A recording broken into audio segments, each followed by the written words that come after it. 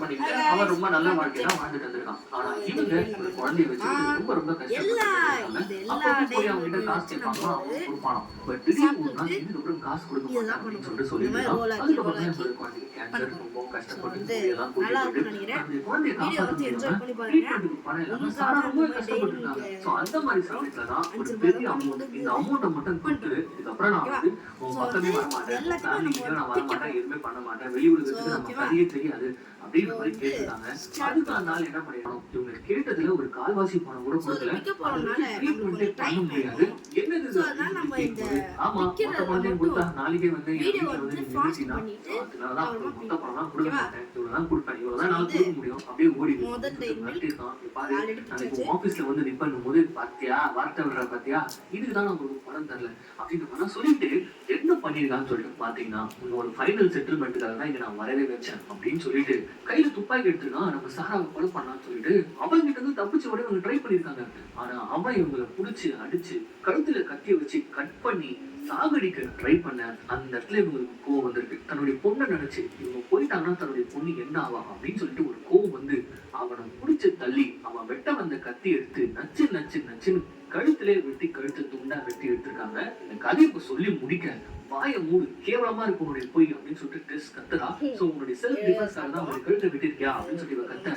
ஆமா செல்ஃப் டிஃபென்ஸ்க்காக தான் வெட்டேன், ஆனா அந்த செல்ஃப் டிஃபென்ஸ் வெட்டு முதல் வெட்டு மட்டும்தான். அதுக்கப்புறம் விழுந்த வெட்டெல்லாம் எனக்குள்ள இருந்த கோவம், அவன் மேல இருந்த கோவம், அவன் என் வாழ்க்கையை நாசம் பண்ணது மட்டும் இல்லாம என் குழந்தைய வாழ்க்கையும் நாசம் பண்ணதுக்கு அதுக்கான கோவம் அப்படி இப்படின்னு சொல்லிட்டு இப்ப உங்களுக்குள்ள இருக்கக்கூடிய எல்லா விஷயத்தையும் சொல்ல இப்ப நீ நம்பாத மாதிரிதான் போலீஸும் நான் செல்ஃப் டிஃபென்ஸ் சொன்னா நம்ப மாட்டாங்க. சோ அதனாலதான் இப்படி ஒரு பிளான போட்டேன். அவன் வீட்டுல இருந்து அவன் மொபைலுக்கு போனா வந்துட்டு இருந்தது, மெசேஜா வந்துட்டு இருந்தது. சோ அவன் இடத்துலயும் அவனுடைய குண்டத்தை மட்டும் புதைச்சிட்டு பொதுவாகவே தலை கிடைக்கல அப்படின்னா வந்து பாத்தீங்கன்னா அந்த கேஸ் வந்து ப்ராப்பரா முடியவே முடியாது. சோ அதனால இந்த தலையை மட்டும் தனியா எடுத்துக்கிட்டு அவனுடைய ட்ரெஸ் எல்லாம் கட்டிக்கிட்டு அவனுடைய அடையாளத்தெல்லாம் அழிச்சிட்டு குண்டத்தை மட்டும் அந்த இடத்துல புதைச்சிட்டு அதுக்கப்புறமா இவங்க என்ன பண்ணிருக்காங்கன்னா காரை கொண்டு வந்து தடையவே இல்லாம ஃபிங்கர் பிரிண்ட்ஸ் எல்லாம் அழிச்சிட்டு இவங்க வீட்டுக்கு வந்து இவங்க ட்ரெஸ் அவன் ட்ரெஸ் எல்லாத்தையும் எரிச்சிருக்காங்க.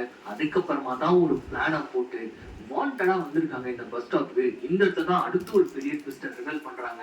ஆக்சுவலி இவங்க இந்த பஸ்ல டிராவல் பண்றதுக்காகவே வரல, அந்த பக்கமா போகக்கூடிய ஒரு பேசஞ்சர் அவங்க வச்சிருக்க மாதிரியே பேகை இவங்க வாங்கணும், அதுக்கப்புறமா அந்த தலையை அவங்க பக்கம் தட்டி விட்டு இவங்க எஸ்கேப் ஆயிடணும் அப்படின்னு ஒரு பிளானோட வந்திருக்காங்க. வந்த இடத்துல தொக்கா நம்ம ஹீரோயின் மாட்டிருக்காங்க. அவங்களுமே அதே கடையில தான் அந்த பிளாக் பேக்கை வாங்கியிருக்காங்க. சோ அதே பேக் தான் இவங்களுக்கு வேணும்னு சொல்லிட்டு அந்த பஸ்ல ஒரு டிக்கெட் போட்டுருக்காங்க. இவங்களை தானே பெட்டியை உள்ள வச்சாங்க. சோ நம்ம ஹீரோயின் இறங்கும் போது அவங்க அந்த பெட்டியை எடுத்துட்டு போற மாதிரி பக்காவா செட் பண்ணிருக்காங்க. சோ இது எதர்ச்சியா நடந்தது கிடையாது அப்படின்னு ஒரு விஷயம் நம்ம டெஸ்க்கு தெரிய வரும்போது கண்ணெல்லாம் கலங்குது. எப்படிப்பட்ட ஒரு பாவி, நீ என்ன மாட்டி விடுறதுக்காக நீ வந்திருக்க அப்படிங்கும் போது இப்ப இந்த இடத்துல நம்ம ஒரு கேள்வி வரலாம். அதான் நம்ம ஹீரோனை மாட்டி விடுறதுக்காக எல்லாமே இவ பண்ணிட்டா, அதுக்கப்புறம் வீட்டுக்கு வரணும் அப்படின்னு சொல்லும் போது அதுக்கு ஒரு எக்ஸ்பிளனேஷன் இப்ப நம்ம சாரா கொடுக்குறாங்க. ஆமா என்ன பண்றது, உங்களை டார்கெட் பண்ணிட்டாங்க, ஆனா பக்கத்துல உட்காந்துக்கிட்டு அப்படி வெள்ளந்தியா பேசுற, பக்கத்துல இருக்கிறவங்களுக்கு ஹெல்ப் பண்ற, இதுல உங்களுடைய மெடிகேஷன் வேற.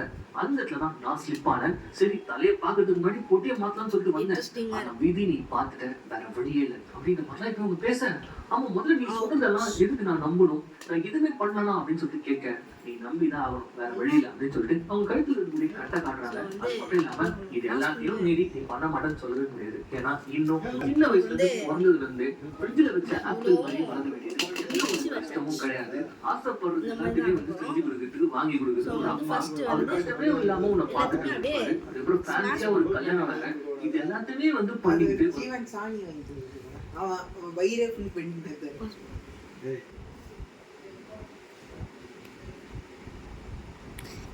கைஸ் நான் கொஞ்சம் முளை கொறிக்கிட்டேன், அதனால தான் இப்படி ஆயிடுச்சு. ஸோ வந்து நம்ம கேமராமேன் தான் பண்ண போகிறாங்க. ஸோ வந்து பார்த்துக்கோங்க, இதுதான் நம்ம கேமராமேன். இது வந்து உங்களுக்கு தெரியும்னு நினைக்கிறேன். ஷார்ட்ஸில் நான் தான் ஜீவனோட மாமா பையன், அவங்க தான் இந்த பையன். யாரா அந்த பையன், நான் தான் அந்த பையன். இந்த மாதிரி தான் இருக்கு. சரி ஓகே பாருங்க. ஸோ வந்து இது இவ்வளோ சாக்லேட்லாம் சாப்பிட மாட்டோம், பட் சாப்பிடுவோம். ஆமாம், ஏன்னா வந்து சாப்பிட்டா தானே இது பண்ண முடியும், டேஸ்ட்டு தெரியும். ஸோ அதனால நம்ம இப்படி இப்படி மடக்க போகிறோம். ஸோ ஓகே அடுத்து இவன் என் ஹஸ்பண்ட் நான் படிச்ச படிப்புக்கான வேல்யூ என்ன ஸோ வந்து ஏன் கை கழுவணும்னா சேஃப்டி இல்லை, இதெல்லாம் வந்து நம்ம நல்லா நசுக்க முடியும்.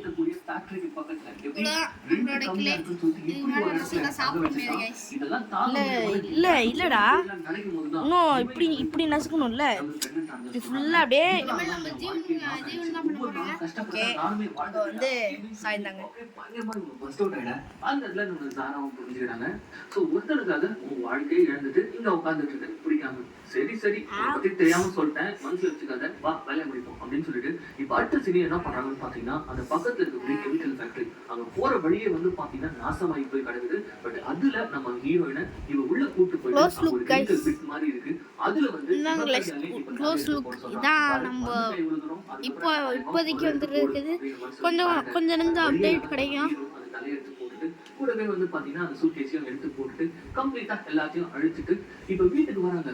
ஆனா வீட்டுக்கு வந்த உடனே இந்த டால்மான் பார்த்தா எவ்வளவு பெரிய விஷயத்த பண்ணி முடிச்சிருக்கோம், வா போயிட்டு செலிப்ரேட் பண்ணலாம், கேக் சாப்பிடலாம் அப்படின்னு சொல்றான். இது கேட்டு நம்ம சாம காண்டாய் கத்த ஆரம்பிக்கும் போது, ஏமா இருமா, ஒரு பெரிய விஷயத்த நம்ம பண்ணி முடிச்சோம் வச்சுக்கோங்க, கண்டிப்பா கொஞ்சம் பயங்கரமா போட்டு அமுக்குவாங்க.